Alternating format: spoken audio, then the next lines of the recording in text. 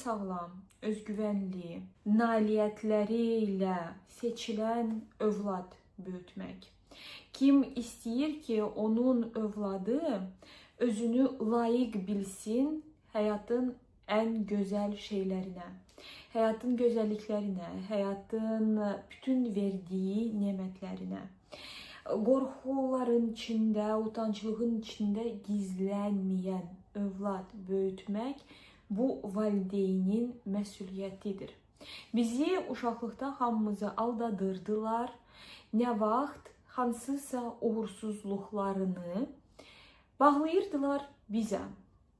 Uşaqlıqda deyirdilər, sənə görə oldu, sənin əlin topaldı, sənin işin daşdan çıxır, yox bunu olmaz, onu olmaz, get flankəsi öp, sən məni biabır edirsən və s.